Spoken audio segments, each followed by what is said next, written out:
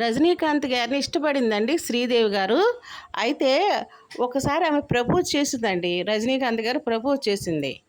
అతని యొక్క ప్రవర్తన, అతని మనసు, అతని గొప్పగా ప్రవర్తించే ఆ తీరు అవన్నీ కూడా ఆమెకి నచ్చింది. నచ్చి ఆయన తన జీవితంలో తోడుంటే బాగుండు అనుకుని తను ప్రపోజ్ చేసిన తర్వాత ఆయన అన్నారు, "లేదు శ్రీదేవి, నేను సినిమా వాళ్ళని చేసుకోదలుచుకోలేదు. నేను బయటి వాళ్ళని చేసుకుంటాను. ఏమనుకోవద్దని" సున్నితంగా తిరస్కరించారండి. ఓకే. అప్పుడు ఫస్ట్ లవ్ ఫెయిల్యూర్ అయిందండి. ఆ తర్వాత ఆమె లైట్‌గా తీసుకున్నారు. ఆ తర్వాత మళ్ళీ కమల్ హాసన్ గారితో ఎక్కువగా సినిమాలు చేస్తాం మొదలుపెట్టారండి. వాళ్ళిద్దరి జంట హిట్ ఫెయిర్ అండి. ఆ హిట్ ఫెయిర్ జంట చాలా చాలా సినిమాల్లో చక్కగా వీళ్ళిద్దరికీ కూడా అవార్డులు వస్తా ఉండేయండి. అయితే వీళ్ళిద్దరి మధ్యన కూడా కెమిస్ట్రీ మొదలైందండి. ఇద్దరి మధ్యన ఒక ఆకర్షణ కలిగిందండి. ఒక ఆకర్షణ కలిగి అప్పుడు మళ్ళీ కమల్ హాసన్ మీద మళ్ళిందండి ఆమె మనస్సు. తను మనస్ఫూర్తిగా ఇష్టపడిందండి. ఆయన కూడా తను కూడా ఇష్టపడి శ్రీదేవిని బాగానే చూసుకునే ఉండేవాళ్ళండి. ఇద్దరు కూడా జంట ఫెయిర్ అండి. చాలా హిట్ ఫెయిర్ అయిపోయింది. అయితే ఆమె చాలా ఆశలు పెట్టుకుందండి. కమల్ హాసన్ గారి మీద ఆశలు పెట్టుకుంది. తప్పకుండా ఆయన నన్ను పెళ్లి చేసుకుంటారు. నాకు తోడుగా ఉంటారు అనుకుందండి. అయితే జరిగిందేంటంటే ఇంకా ప్రపోజ్ చేయలేదండి. ఆమె ప్రపోజ్ చేద్దాం అనుకున్న ఆ సమయంలో కమల్ హాసన్ గారికి చూసాయిక ఆయన అర్థం చేసుకుంటున్నారు. ఈ అమ్మాయి నా మీద మనసు పడింది. నన్ను తోడుగా అనుకుంటుంది. నన్ను పెళ్లి చేసుకోవాలనుకుంటుందన్న ఆయన ఆలోచనలకు వచ్చేసినియండి. అయితే ఆ విషయం గురించి ఆమెతో ఏమి మాట్లాడేవాళ్ళు కాదండి. కేవలం సినిమా ప్రభావం మాత్రమే ఉండేదండి వాళ్ళిద్దరి మీద. అయితే ఈ విషయం తల్లికి తెలిసిందండి. తల్లికి తెలిసి అడిగింది శ్రీదేవిని, "ఏంటమ్మా మరి కమల్ హాసన్ గారిని నువ్వు ఇష్టపడుతున్నావా? ఆయన్ని పెళ్లి చేసుకుందాం అని అనుకుంటున్నావా?" అంటే, "అవునమ్మా, ఆయనంటే నాకు చాలా ఇష్టం. ఆయన చాలా మంచి మనసు కలవారు. నన్ను బాగా చూసుకుంటారు. చేసుకుంటే ఆయన్నే చేసుకుంటానమ్మా" అని చెప్పింది. "సరేనమ్మా, నీ ఇష్టం. అయితే కొన్నాళ్ళు కెరీర్‌ని సాగించు. తర్వాత నువ్వు చేసుకుందువు గాని" అని ఆమె కూడా ఒప్పుకున్నారండి. ఒప్పుకున్న తర్వాత ఏం జరిగిందంటే, ఒక రోజున కమల్ హాసన్ గారు వాణి గణపతి అని ఒక ఆమెని పెళ్లి చేసుకుంటున్నారు. నిశ్చయితాంబూలాలయి తీసుకున్నారండి. ఎంగేజ్‌మెంట్‌కి తెలిసిందండి. ఎంగేజ్‌మెంట్ తెలిస్తే అప్పుడు శ్రీదేవి తల్లిగారికి కూడా తెలిసింది. అయ్యో! చాలా హర్ట్ అయిపోతది శ్రీదేవి ఈ విషయం తెలుసుకొని. ఎలా తట్టుకోగలుగుతుందో ఏమో అని అనుకుంటా దిగులుగా కూర్చునుందండి. అప్పుడు శ్రీదేవి గారు సెట్ నుంచి వచ్చారండి. షూటింగ్ నుంచి వచ్చిన తర్వాత, "ఏంటమ్మా దిగులుగా కూర్చున్నావు?" అని అడిగారు. అడిగితే, "ఏం లేదమ్మా, నీకు తెలిసిన విషయమే కదా! ఆయన ఎంగేజ్‌మెంట్ జరుగుతుంది. త్వరలో పెళ్లి కూడా అవుతుందంట. నువ్వేమో కమల్ హాసన్ గారి మీదేమో ఆశలు పెట్టుకున్నావు. ఆయన పెళ్లి చేసుకుంటావనుకున్నావు. కానీ జరిగింది ఇదేనమ్మా" అనంటే, "ఏమ్మా ఏమవుతుంది? ఏమవ్వదు. ఆయనకిష్టమైన వ్యక్తిని ఆయన చేసుకుంటారు. అంత మాత్రాన నేను బాధపడిపోతాను. నా మనసు పగిలిపోద్ది. నా మనసు గుండెకి బరువైపోతది అని నువ్వు అనుకుంటున్నావమ్మా? అవేమీ జరగవమ్మా. నేను లైట్ తీసుకున్నాను. నా జీవితంలో ఎవరైతే దేవుడు రాసిపెట్టి ఉంటారో వాళ్ళే వస్తారు. అంతేగాని నేను మాత్రం ఇలాంటివన్నీ కూడా నేను పట్టించుకోనమ్మా. చూడు, ఇప్పుడు నేను ఈ బొకే తీసుకెళ్తున్నాను. ఆయనకి కంగ్రాట్స్ చెప్తున్నాను" అని చెప్పేసి చక్కగా ఆ విషయాన్ని కూడా ఆమె లైట్‌గానే తీసుకొని ఆయన దగ్గరికెళ్ళి ఆళ్ళకి కంగ్రాచ్యులేషన్ చెప్పి మళ్ళీ సెట్‌లో పాల్గొని షూటింగ్‌లో పాల్గొనేవాడండి. ఇలా కొనసాగుతున్న ఈ విజయ పరంపరలో ప్రతిదీ హిట్టేనండి. రామారావు గారితో 'వేటగాడు', నాగేశ్వరరావుతో 'శ్రీరంగనీతుడు' ఒకటి కాదండి. ఆమె చేసిన ప్రతి సినిమా హిట్టేనండి. 'దేవతలో' శోభన్ బాబు గారు, కృష్ణ గారు అన్నీ హిట్లేనండి. ప్రతిదీ హిట్టే. ప్రతి నిర్మాత, ప్రతి దర్శకుడు, ప్రతి హీరో కూడా శ్రీదేవి గారిని కావాలని కోరుకొని ఆమెనే హీరోయిన్‌గా పెట్టుకొని చేసుకునేవాళ్ళండి. చక్కగా విజయం పరంపరలో అలా కొనసాగుతున్న ఆ సమయంలో రాఘవేంద్ర గారు అక్కడ 'దేవత' అని 'తోహఫా' అనే సినిమా హిందీలో తీశారండి. అప్పుడు ఆమె హిందీలో ప్రవేశించారండి. అయితే ఇప్పుడు ఒక్క విషయం మనం గమనించాలండి.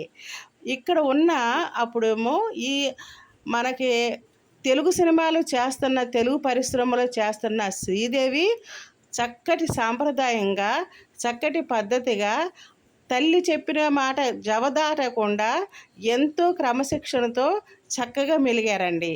బాలీవుడ్‌కి ఇప్పుడు ఎంట్రీ ఇచ్చారండి. అక్కడ కూడా విజయం పరంపర కొనసాగిందండి. అసల మొత్తం అందరినీ షేక్ చేసేసారండి. అక్కడ హిందీ హీరోయిన్‌లందరినీ కూడా పడగొట్టుకుంటూ ఆమె దూసుకుపోయారండి. అలాంటి ఆ శ్రీదేవి గారి లేడీ సూపర్ స్టార్ అన్న బిరుదును ఆమె పొందారండి బాలీవుడ్లో. అయితే బాలీవుడ్లో అలా రకరకాలుగా అందరు మనుషులతో పరిచయాలు పెరిగినాయండి. బొంబాయిలో తల్లితో తీసుకొని ఉంటున్నారండి. అయితే ఆమె అక్క శ్రీలత పెళ్లి చేసుకున్నారండి. ఎమ్మెల్యే గారిని చేసుకున్నారు. ఆమె దాన్ని ఆమె చూసుకున్నారు. ఆమె దాన్ని ఆమె వెళ్ళిపోయింది. ఇక్కడ వచ్చి తల్లి కూతురు మాత్రమే బొంబాయిలో ఉంటున్నారండి. షూటింగ్లకి వెళ్ళటం రావటం. ఇక ఆ తల్లి కూతురు కూడా అమ్మ తల్లి అది వెనకాలే చక్కగా బిడ్డని వెనకాలే పెట్టుకుని అవన్నీ కూడా చూసుకోవడం, మంచి చెడు చెప్పుకోవడం, అవన్నీ కూడా తల్లి కాపాడుకుంటూ ఉంటుందండి శ్రీదేవి గారిని. అయితే ఈ ఈ పరంపరలో ఏమైందంటే మిథున్ చక్రవర్తి గారితో సినిమాలు వచ్చినాయండి. మిథున్ చక్రవర్తి గారితో సినిమాలు వస్తే అప్పుడు ఏం చేశారు, మిథున్ చక్రవర్తి జంట హిట్ అయిపోయిందండి. వీళ్ళిద్దరు జంట హిట్ అయిపోయింది. చక్కగా హిట్ ఫెయిర్ అయిపోయారు. అప్పుడు తర్వాత ఏమైందంటే శ్రీదేవి గారికి మళ్ళీ ఆయన మనసు, ఆయన ప్రవర్తన అవన్నీ చూసి ఇష్టపడిందండి. ఇష్టపడిన తర్వాత ఈయన నన్ను చేసుకుంటే బాగుండు అని తను చక్కగా ఒక వన్ సైడ్ లవ్ చేసిందండి. అది గ్రహించారండి మిథున్ చక్రవర్తి గారు. గ్రహించి ఏం చేశారంటే, శ్రీదేవి నువ్వు నన్ను ఇష్టపడుతున్నావు అన్న సంగతి నాకు తెలుసు. మన జంట హిట్ ఫెయిర్ అయిపోయింది. ఇంకా ఇంకా మనకు సినిమాలు వస్తాయి. మరి నన్ను చేసుకుంటావా అని అడిగారండి.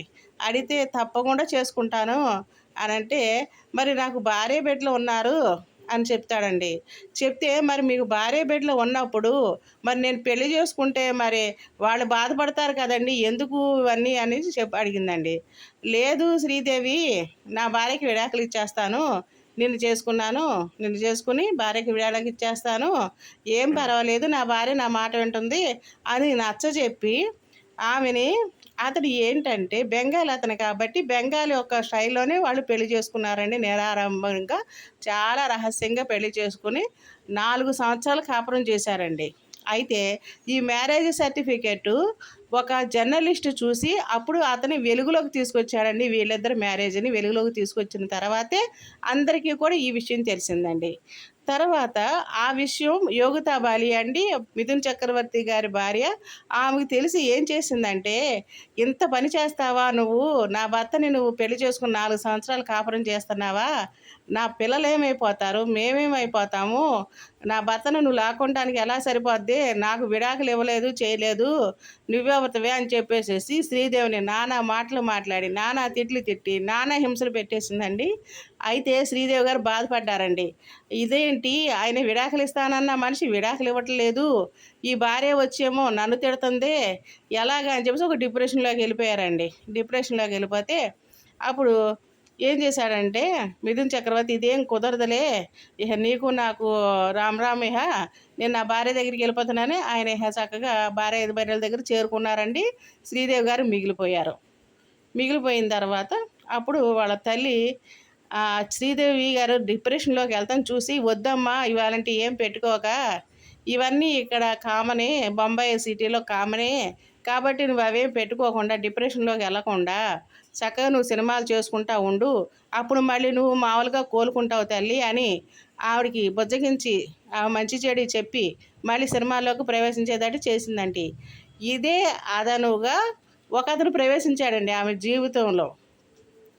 ఆ వ్యక్తే ఆమె జీవితంలో గొప్ప మలుపు తీసుకొచ్చిన ఒక వ్యక్తి అండి. ఆయన వ్యక్తి అందరికీ తెలిసిన వ్యక్తే. ఆయనే బోనీ కపూర్ అని నిర్మాత. అయితే ఆ బోనీ కపూర్ గారు ఎన్నో సినిమాలు తీస్తున్నారండి. తీసినప్పుడు ఎలా అయినా సరే శ్రీదేవి గారితో సినిమా తీయాలని, శ్రీదేవి ఒక ఆరాధకుడు అండి ఆయన, చాలా లైక్ చేసే మనిషి. అప్పుడు శ్రీదేవి గారిని డేట్స్ అడుగుతారండి. మేము చేయమండి, మా అమ్మాయి కాస్త డిప్రెషన్లో ఉంది, ఇప్పుడేం చేయమని తల్లిగారు చెబుద్దండి.